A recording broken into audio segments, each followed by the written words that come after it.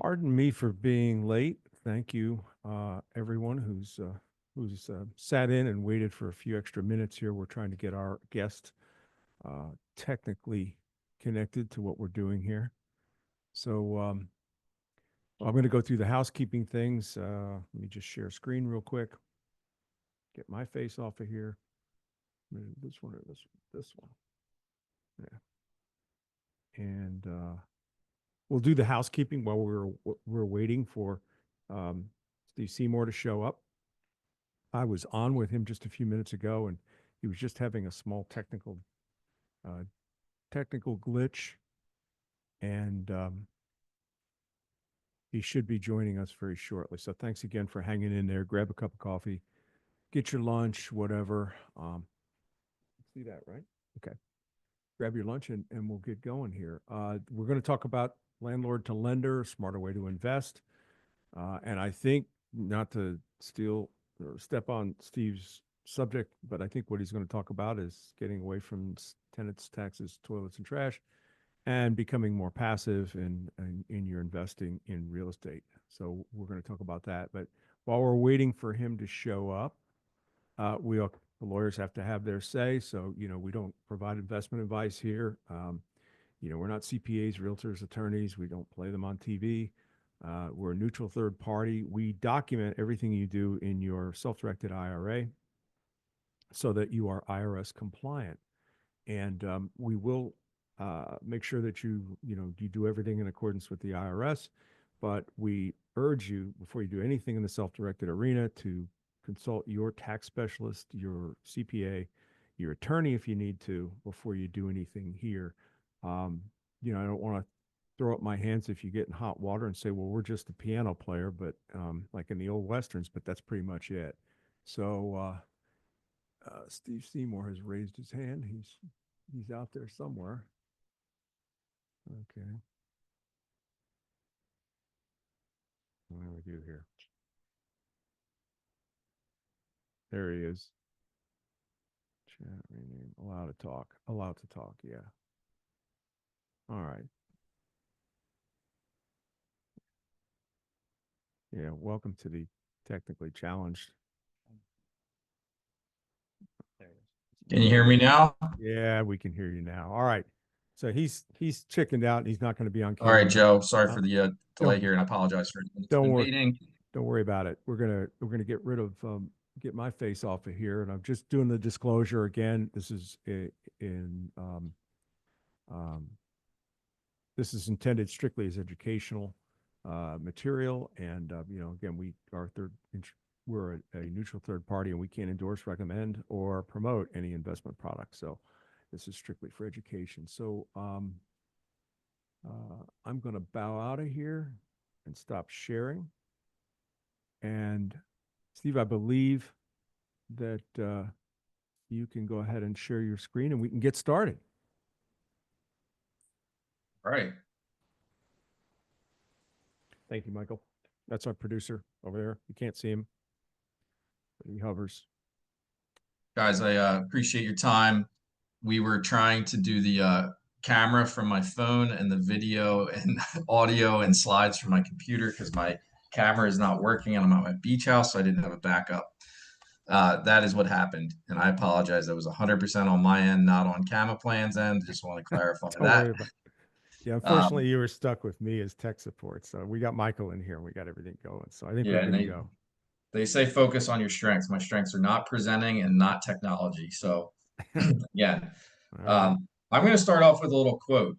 Compounding interest is the eighth wonder of the world. He who understands it earns it. He who doesn't pays it. That was Albert Einstein. I think compounding interest is fascinating. I'm sure anyone on here that is looking to invest, they understand the power of compounding interest, but I don't think it ever hurts to have a reminder. Absolutely. Before I go into, the content of this presentation, just a little bit of background about myself. I've been in real estate for coming up on 19 years. I'm the broker and owner of VRA Realty, which is a real estate brokerage located in Pennsylvania, but we are licensed in New Jersey, Delaware, Maryland, and North Carolina as well. And we have an in-house title company, Vanguard Settlement Services. We have mortgage company, Vanguard Lending. VRA Capital is our fund. And we also have an investor agent training program and an investor agent podcast.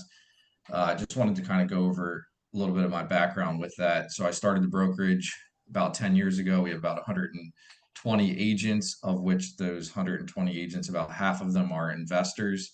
And our mission is to create as many accredited investors as possible. So it's a very different real estate brokerage model. All of our agents are trained on real estate investing. So the focus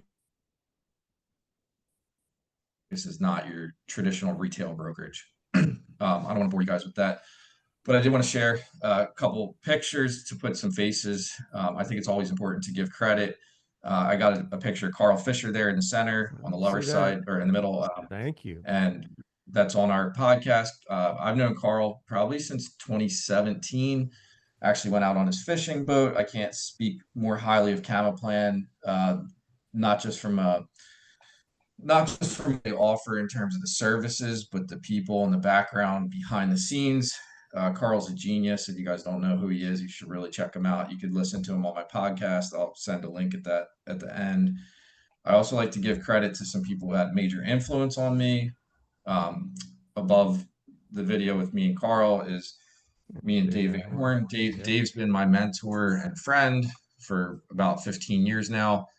I wish I would have listened to him sooner. He's probably one of the brightest individuals out there in this field. If you don't know who he is, check him out. On the left-hand side, Tom Noden. Tom actually used to be the president of DPI. Unfortunately, Tom passed away last year, but he was a dear friend of mine and helped me learn a lot about creative financing. And then in the bottom left, there's Greg Davis. Greg actually led the very first real estate investor meetup that I ever went to in 2007. Him and I actually still work together. He's one of our investor agents at our office and just been a good dear friend. On the right-hand side, at the top, you have Steve Meyer, who actually Dave hired as a CEO for PPR, and you have Tony Giordano, one of the influential speakers in real estate in the world. And I don't share any of this to impress you guys. On the bottom right is me speaking on stage at the Mid-Atlantic Summit for, if anyone attended that. I don't know. That was, I think, 2017, but Right. but I share that to say the importance of surrounding yourself with the right people. I am not a genius. I am not an extremely hard worker. I'm not, I feel lucky to have just been surrounded by the right people with the right guidance and the right support. So I really just wanted to share that. I appreciate you saying those things. Give credit that anything that I'm teaching, if it's valuable, I can't take credit for any of it. Sorry, Joe, go ahead. No, I was going to say thanks for saying all the, giving kudos to Carl. He's been a great mentor to me. I've learned so much, and I know Dave and have known him for many years. Great source. I think getting Steve on board was yeah. So I don't want to take credit for anything that I'm presenting. All right. But I do want to say that, it's just so important to surround yourself with the yeah, I think right you're having people. a So little I'm going bit, you're having to move on a little bit about me personally. This is me and my, okay. Can you hear me okay? Yeah, not particularly well. You're fading in and out a lot. Oh man, sorry guys. Yeah. This is this is a picture of myself with my son. Can you guys hear me now? Joe, give me a thumbs up. No. It fades Okay. in and out. Yeah. I really apologize. Again, the tech's terrible here. This is the vision of our company. So we want to help empower human potential by providing a pathway to financial freedom through real estate investing. Joe, I want to continue, but I want to make sure my audio is okay. Yeah, you're good right now. Okay. All right, great. So one of the things that I like to present to people is we're kind of born into this financial system, this whole money game. And the question I ask is, were you given the rules to win? Were you given the rules to win the game that you're born into, this whole monetary system? And I don't want to say I have all the rules figured out, but I'm slowly putting the pieces of the puzzle together through different avenues that I've been led down. And one of the questions I'll ask you with that is, what are you aiming for? Because I think one of the things for me is, if you talk to enough real estate investors, we are all kind of aiming towards the same thing, which is financial freedom. And what I would say is, there's three components of that, which is maximizing consistent passive income, reducing risk of principal loss and personal liability, and doing it in the most tax efficient way possible. It's pretty rare that if you break it down, that anyone would argue that that's not really important to them in terms of their financial freedom, those three components.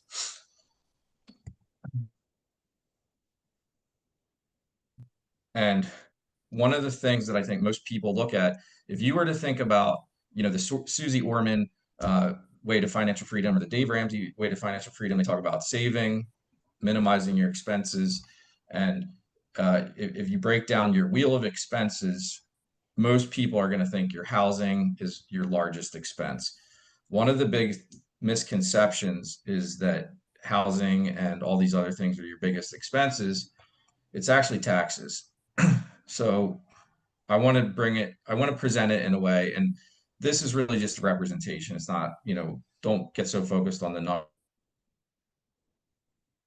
numbers, but the whole point being, on the previous wheel of expenses, all those expenses are paid with after tax dollars. That's so important to become aware of that, because when you start thinking about the breakdown of what you're spending things on, yeah, you're spending money in different areas of your life, but that's after tax dollars, at least for most of us, at least for most W-2 earners. I'm probably speaking to the choir here. I'm sure if you're on this, you've already employed some pretty smart tax strategies in your life. But I like to break it down like this. The typical career is about 40 years. Average taxpayer, let's just say 25%. It's probably higher than that. But 40 years of working is approximately 90,000 hours, which 25% of that is 21,500 hours. And I like to let that sit in, kind of sink in, because it's kind of painful to think that you're going to work 21,500 hours to pay your taxes. I just did a Google. I said, what's the average American paying taxes in their lifetime? It said 524. It's way more than that. That's at like a $24, that's like $20 an hour. So if you're making more than that, then you can do the calculations. If you're a W-2 employee, if you're making $40 an hour, it's probably double, which is $1 million. And I like to break it down in how many how many work days did you work just to pay taxes in your lifetime? 2,687. So I know after this webinar, I'm going out on the boat with my son, and if you can start getting some of those days back that you're paying taxes, doing things that you love, or doing things that are going to make an impact and fulfill your purpose, that's really the vision of our company. So obviously, if you've read Rich Dad, Poor Dad, you've seen this whole cash flow quadrant. You have the employees and self-employed who trade time for money. That's the real key here. And then business owners, the way I put it is, business owners are using people, processes, and systems to create money, or you can be an investor, which is really where you learn how to get your money to work harder for you than you work for money. And I think that it's just important to kind of review the basics, because a lot of times when we get into real estate investing, we're just creating another job for ourselves. We're ultimately going out, we think we're a business owner, but if you're a landlord running around to Home Depot, collecting rents, dealing with all the stuff, you ultimately just created a job for yourself, because you're still trading your time for dollars.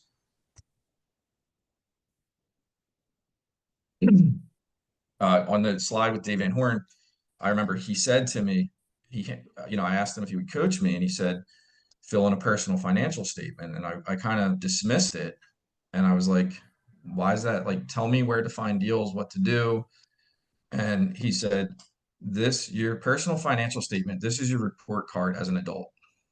And he said, how am I supposed to coach you, if I don't know where you're at and where you want to be? And he said, ultimately, you don't want to you don't want to repeat kindergarten. So how many of us go out and work really hard all year, all 2024, and our report card looks the same as it did last year? Well, I actually was trained to set goals on a personal financial statement, starting with a 10-year vision, meaning I'll literally put say today is June 12th, 2025. I'll put a personal financial statement, June 12th, 2035. And on that personal financial statement, I'll actually put my debt as part of my goals. Go figure, because I'm probably not going to be completely out of debt because I leverage debt. But we don't really think to ever set goals. We just always think of what we want in terms of income or amount of money, but we don't break down what that looks like in terms of the assets that we're going to have and how they're going to be, what it's going to be held in, whether it's qualified plans or in, LLCs. So the more you paint a clear picture of the future, you can back into that. And goal setting is way overlooked. So many people just want to get out there, get to work, but take a little time and do some goal setting. I like this slide because I think it helps us look at what really has to happen for us to create wealth in our life. And ultimately, as you see this chart with Warren Buffett, what's really happening is compounding. His wealth is compounding. And a question I like to ask myself, and I'd like to ask you guys, is how many years do you have to compound your wealth? Because I think that's the first factor, is how much time do you have? How many times does your wealth need to compound to hit your goals? So how many periods do you have for it to compound? And then using the rule of 72, which you should definitely be familiar with it. If you're not, you want to Google it and play around with it. What is your targeted return that you need? So your percentage of interest. And in the event that you feel like, wow, I really don't have enough time, or I don't know how I'm going to get a high enough interest rate to get to my goals, or I don't have enough periods that it's going to compound, the factor that you can use to accelerate any of them is what can you leverage? And that doesn't always mean leveraging money. It could be leveraging other people, experience, opportunities, technology. So there's the formula for the rule of 72. It's a very quick way that you can calculate compounding interest. And I actually stole this slide from Camaplan. Sorry, guys. Hopefully you're not gonna go after me for this, but this was from Ryan Fisher. This was from Ryan Fisher's presentation that probably he did at our company probably 5 years ago or 6 years ago. And it's a display of, if you put $50,000 in, the difference of what it looks like over 40 years. And this was at 10% interest. And then the three variables are tax-free, tax-deferred, and taxable. So tax-free, that's $2,262,963. You could see if you're paying taxes each time that compounds each year, then you're only at 748,000. Huge difference. By the way, Steve, we can get you a version of that slide that doesn't look like it's been done on Windows 95. We've updated it, so I'll send you a new copy. Yeah, that's okay. I like it. I like the old version. It does the job. I mean, you're 3 times wealthier inside the Roth. So right. Yeah. So some of the important factors about this are, the tax advantage structures versus non-tax advantage, tax deferred and tax free. I'm not going to tell you what to do, but I do think you want to have a mixture of investments that are, the ideal, I guess, would be all tax free, depending on your age, and if you're utilizing qualified plans, you may not be able to use that for a very long time.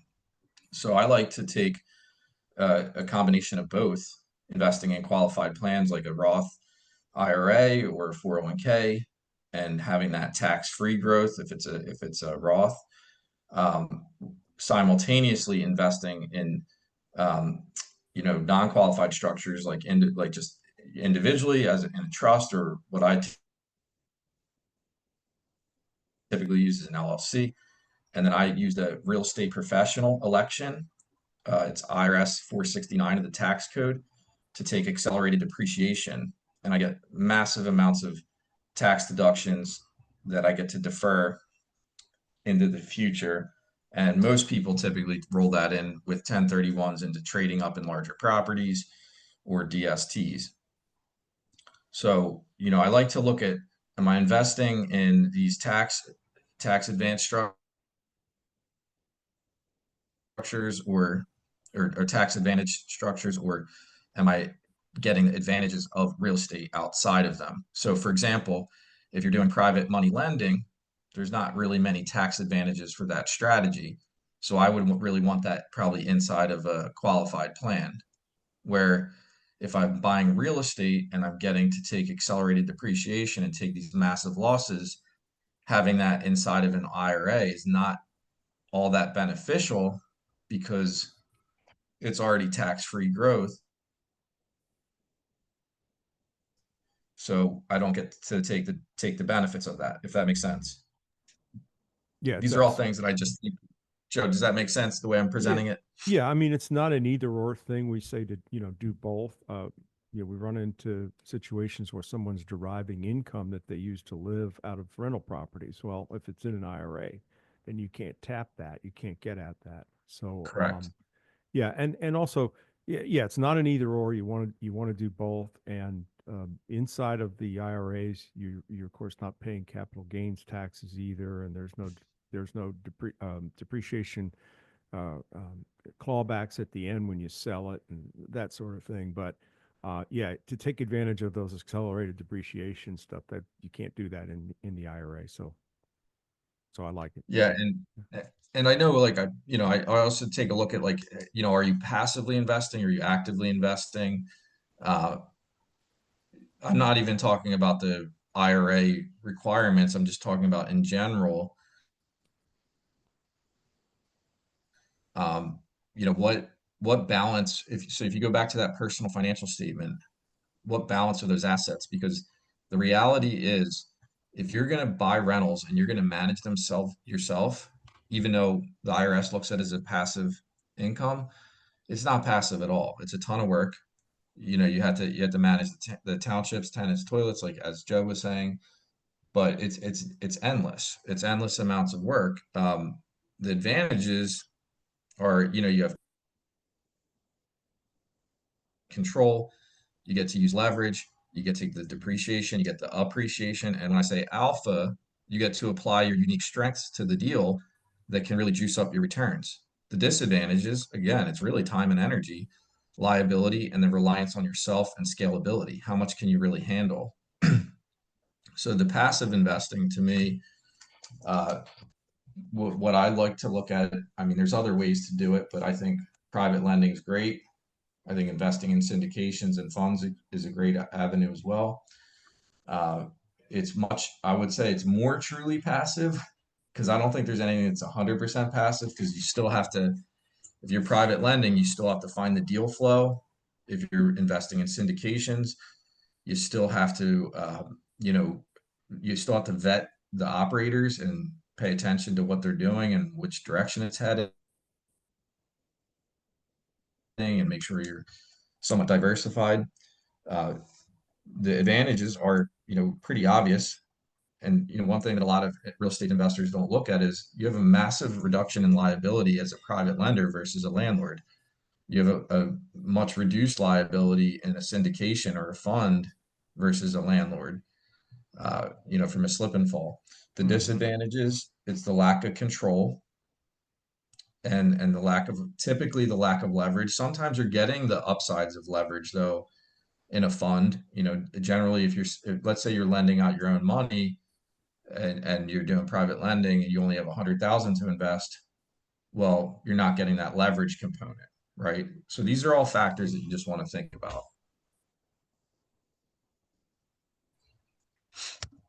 I like this slide because it's a clear visual of essentially what has happened with the dollar. And I know this only goes to 2019. I grabbed these slides online, so it's going to continue where the U.S. is not going to stop printing money.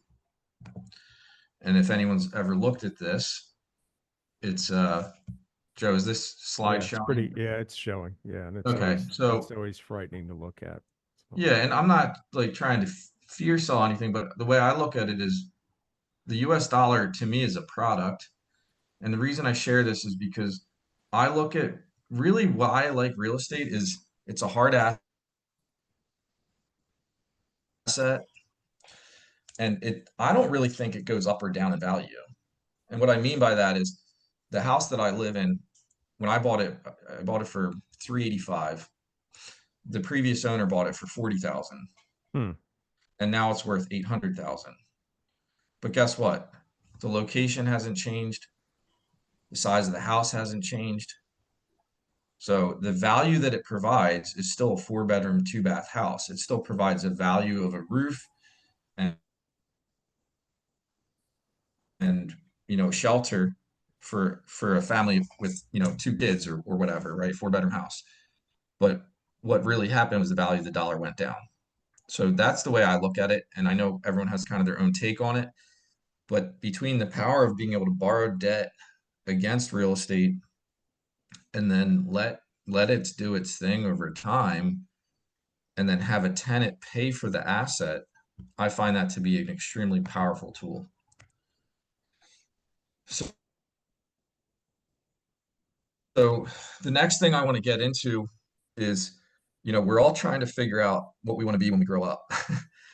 The more that I've found talking to investors, it's very easy to have this shiny penny syndrome of I want to do short-term rentals. I want to, I want to do the Airbnb thing. I want to flip. I want to, I want to invest in trailers or mobile homes. I mean, and there's so many different options, right?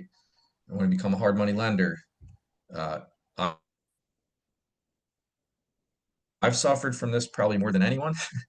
And I want to share this with you because I think if you break it down into 3 different things, deals have to be found, they have to be funded, and they have to be run. So finding deals, funding deals, and running deals. The 1, 2, 3, I wouldn't correlate the size of the triangle to the amount of work or value that it brings to the transaction, but almost every real estate transaction needs these things. So what I like to look at is, do you have time? Do you have money? Do you have experience, knowledge? Those are the kind of questions you want to start asking yourself. And it's not to say that you can't do all 3, but it becomes a lot easier when you know what your strengths are and you figure out how to bring in other people for the things that you're lacking. So an example would be if you're not great at finding deals, but you have capital and you don't really want to run them, well, it's kind of pointing more towards investing passively in other people's deals or being a private lender. If you're great at finding deals, but you don't have any money and you don't know how to run them, well, maybe you're leaning more towards wholesaling properties or just being a deal finder and then getting equity for someone that runs projects, right? There's so many different ways to get into it. Maybe you have experience in project management as a contractor, property manager, or an asset manager.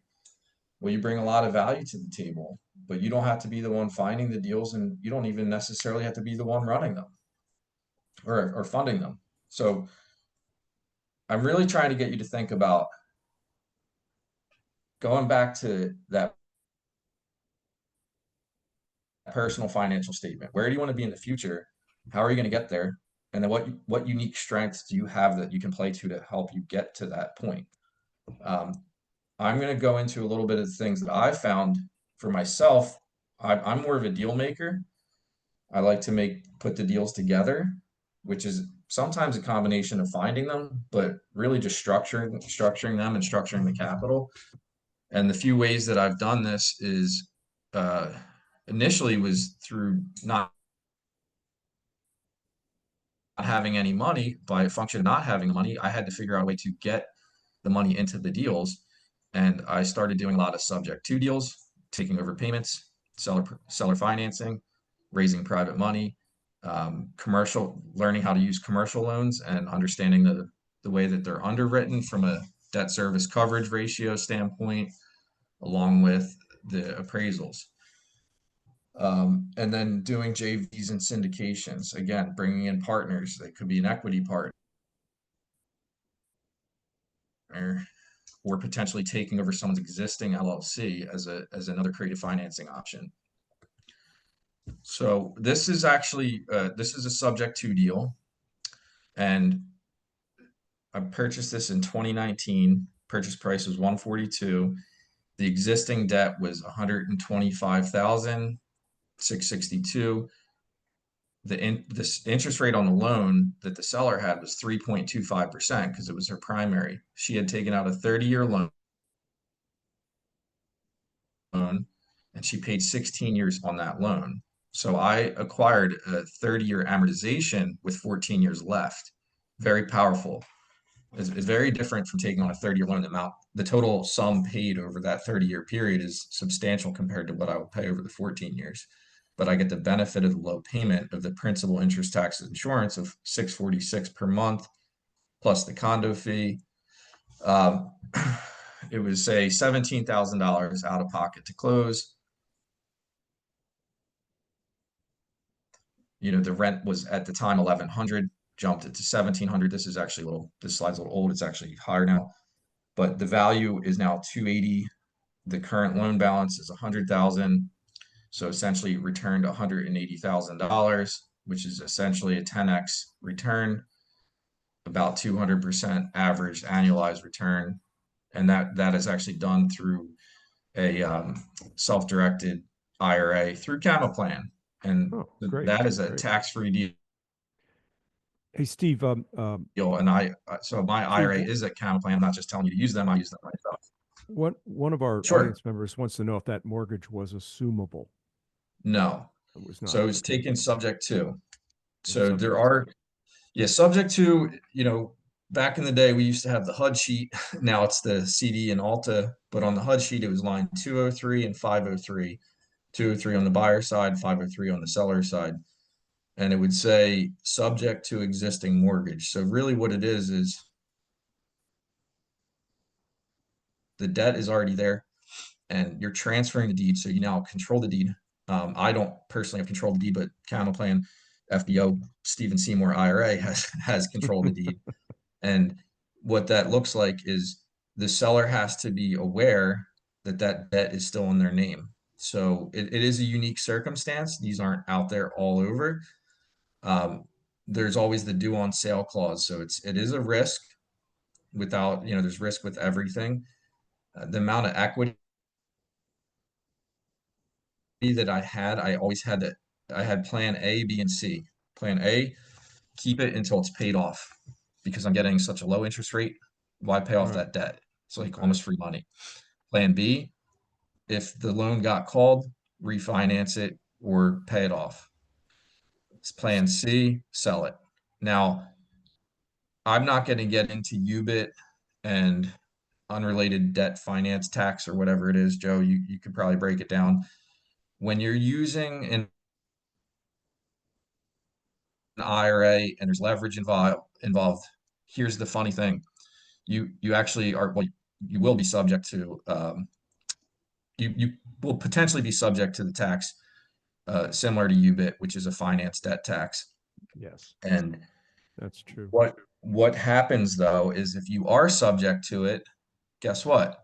Well, now the other benefits of the real estate kick back in.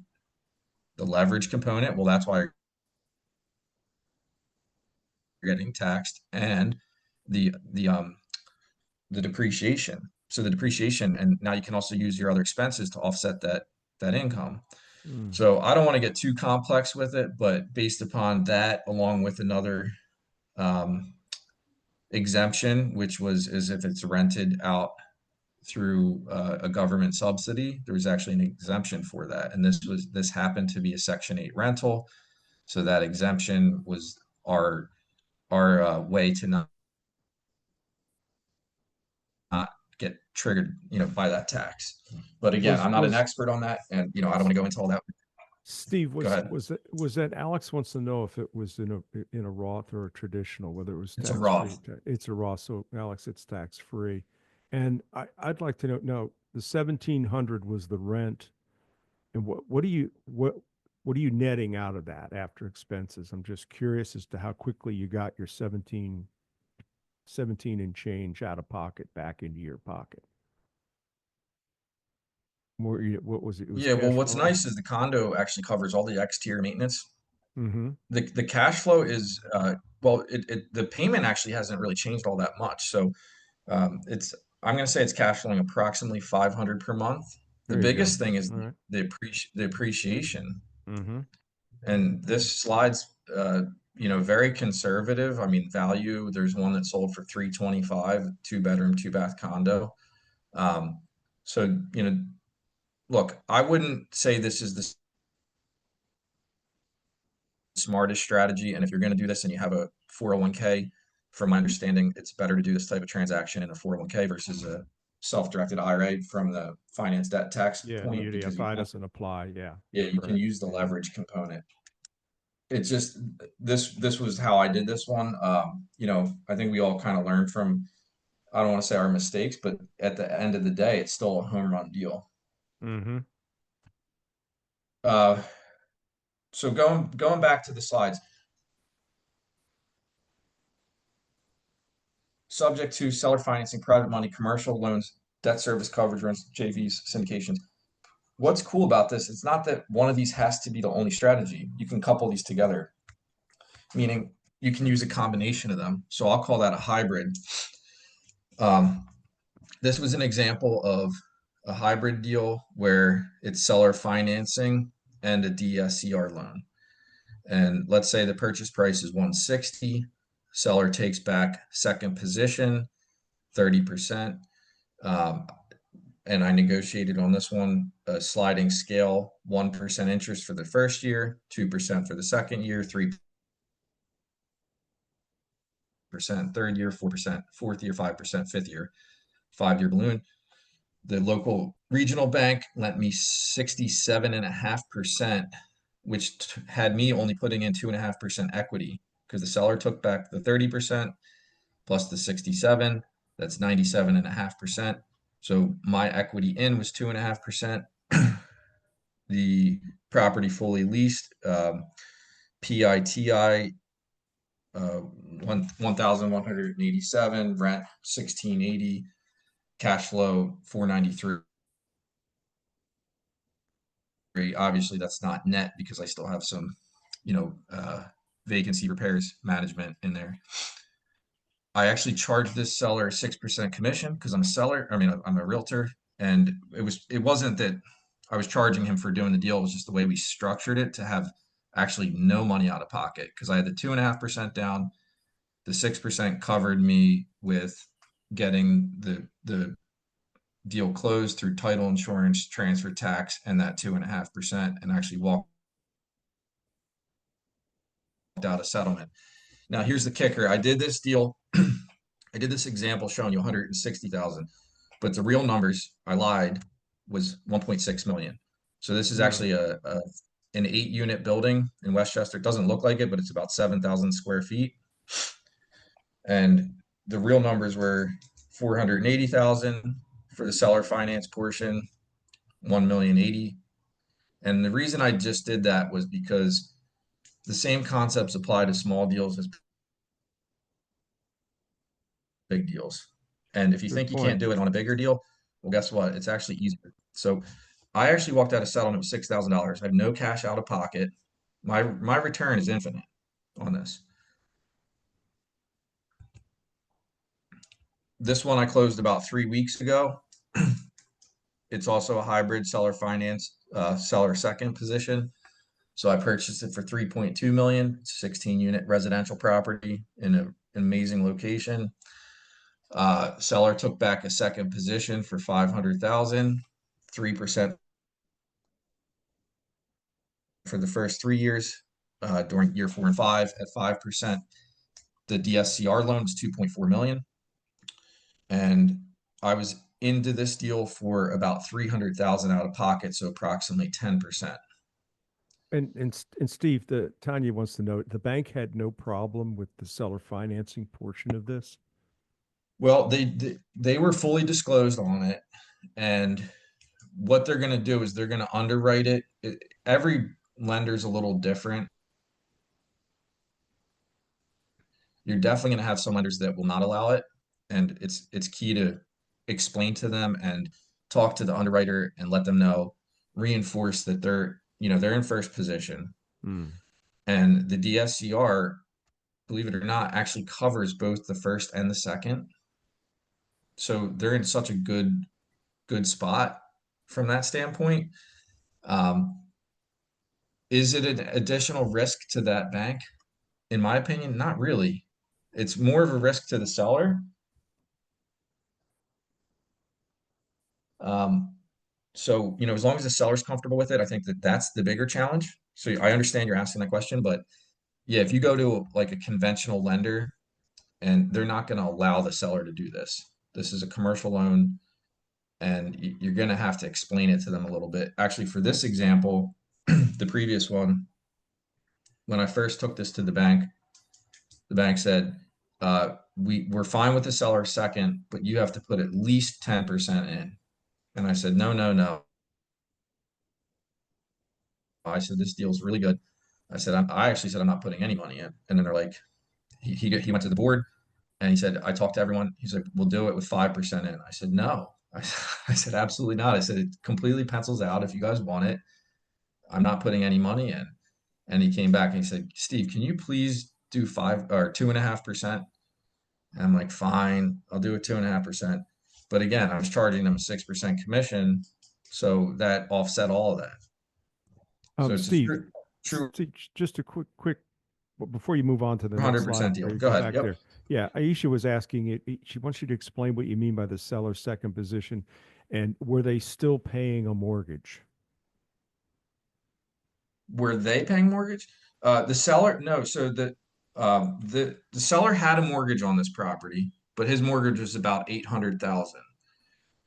When we went to settlement, the commercial loan that went into first position paid off his existing loan. So it was Okay. free and clear, title insurance. That mortgage is recorded. At the time that it's recorded, well, we signed a seller second position, meaning it was in agreement that the bank would go get recorded first, and then the seller's second position loan would be recorded second. And that's just a charging order for foreclosure. So anytime you're in a first position, you're in a lower risk, because that in the event of a default, that loan would be paid off first from a foreclosure sale, or if they had to take it back, as long as the second position lien was notified, that lien would be wiped out during a foreclosure sale. So, if you're in second position and there's a foreclosure, that doesn't wipe out the first position lien. So it's very, it's really just the charging order for the foreclosing process, and creates a different level of risk from each lending standpoint. But the first lien will always get paid first. Second lien will get paid second if there's enough. So that's why there's a risk factor there. I hope that answers the question. Aisha, I hope that does answer the question, but if not, tap something into the chat, and I'll make sure. Yeah, I know. I've been in the business probably. Yeah, I've been in the business probably too long, so sometimes I assume everyone knows the lingo that I'm talking about. But the bottom line is, when you go to get a mortgage, say conventional loan, that's a first position loan. If you went back and you said, can I get a home equity line of credit? That would be a second position loan. It's a slightly higher risk because of the charging order. Gotcha.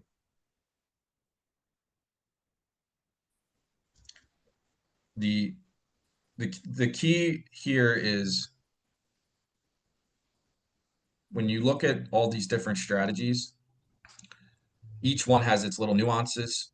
Each one is slightly different in terms of, which, well, they're different in terms of which strategies you're going to employ. You're not going to do a straight seller financing deal when the person has a ton of debt on the property. You'll probably be more interested potentially taking on their debt or just using private money and paying them off. And it does take some time to understand these, but if you can understand, subject to seller financing using private money, commercial loans, and DSCRs, the sky's the limit in terms of how you can create deals. Now, with all that said, this is a lot of work because currently we manage. I'm in-house about 70 of my own units, and it's a lot of tenants and a lot of issues. So one of the things that we did is we came up with a way for people to invest passively with us. Again, 18 plus years experience in terms of real estate brokerage sales in the 4 states, PA, Delaware, Maryland, New Jersey. We've done over 1.2 billion in sales. We just got licensed in North Carolina recently. My personal assets, needs to be updated because it's not including my last purchase. So it's actually closer to 20 million. And we have over 100 real estate agents. So what we wanted to do is figure out ways to make it easy for people to get the benefits of investing without having to do all the legwork of finding deals, funding deals, and running deals themselves. But we also wanted to be a resource for all of those. So the brokerage, if anyone is licensed and has any interest in joining a tribe of agents that are focused on creating wealth in real estate, they can check out our website at vrarealty.com. Along with finding deals, we have agents that can help you find them. For funding deals, we have a mortgage company. We do commercial loans, we do hard money loans, DSCR loans, along with all the residential VA, FHA. That's vglendingteam.com. And we have a team of 7 loan officers with that. For running deals versus running deals yourself, if you want to invest passively, VRA Capital is an accredited investor only fund, so it's a 506c. The accredited status is, if you make over 200,000 as an individual or 300,000 as a married couple, or if you have $1 million in net worth excluding your primary, you can invest into the VRA Capital Fund. That also lends money as a hard money lender. So if you're looking for if you're looking for investor capital on your deals, then you can actually borrow from us directly. And if you just want to learn more, if I piqued your interest, my philosophy is a little different from most. And we're creating an accredited investor agent training program. So the goal is really to help people get to that accredited status, because that's really where passive investing is at its best, meaning you just have better opportunities when you become a accredited investor, because a lot of the better funds only allow accredited investors in. And I've really run through those first 3 things of how to find deals, fund deals, and run deals, and then scaling up. It's broken down into 3 different sections, which is essentially accumulation, maximization, and then preservation. And the last thing is the Investor Agent podcast. I've interviewed a decent amount of really powerful investors, and as I said at the beginning, Carl Fisher's on there. So if you want to hear some of his story and his background, it's free. The accredited investor agent, I am putting it out there. I'm going to be honest. We're just doing it as a beta test. It is free. At some point, we may charge for it.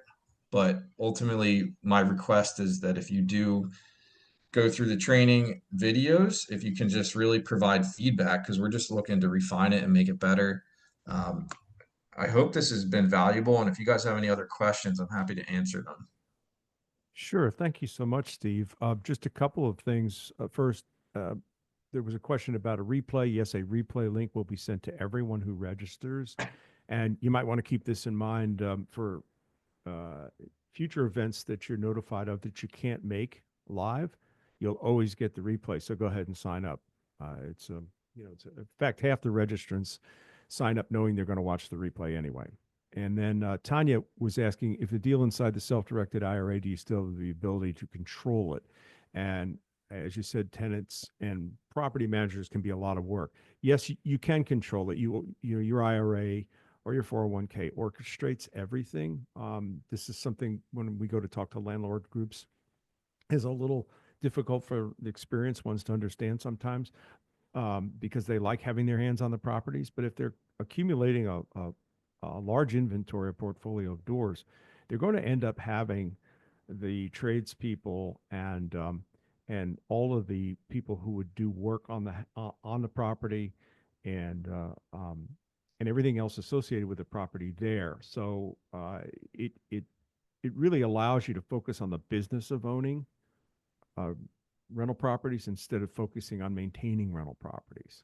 So yeah, the saying Carl has is that you can pick the paint color, but you can't paint the house, and that's the case with everything. You can't touch it, but you can orchestrate it. So yes, you would be able to control the deal. Your IRA is sitting at that table, and it has as much say as anyone else sitting at the table. So Steve, great stuff. You kind of answered one of the biggest questions when I go to the real estate group meetings is where do I find the deals? How do I find people to deal with? And really that takes a lot of time. You have to get in the mix and you have to network with people and find people that you can get to know and get to trust. So, that deal triangle that you presented was interesting because it did sort of focus my attention on what I thought I could bring to the table. I'm somewhere in the middle, whereas the people at the top maybe don't have a cash, but they can hustle and they can do subject twos. The people that are truly passive and have cash, but really don't know how to maintain property or find the deals, they have a role to play. And then there's the people that come into it who have skills associated with rehabbing or maintaining property. So great way to look at it. Lots of good stuff. Thanks for coming, and thanks everybody else for sitting in. And while we got adjusted at the beginning, I think we made it okay. And yeah, Steve was not phoning in from the dark side of the moon, even though the sound sounded like it sometimes. But I think it was a great session. We appreciate your time, Steve, and we Yeah, appreciate Joe, the fact I everybody's here. apologize for any Don't technical, worry about it. but We're if you guys have any specific questions that you didn't ask here, feel free to reach out. I'm happy to help. Really just want to be a resource and a guide. I've been super fortunate. Again, Carl Fisher was one of the people, but many people have reached out and helped me, and I want to be that help to anyone that's getting started, or if you're scaling up and you're looking to become more passive as well. Happy to help along that journey. all right. Sounds good. All right. Well, we'll see everyone next week. This has been the Camaplan Weekly Webinar, and thank you for your time. Thank you, Joe. Bye. Bye bye.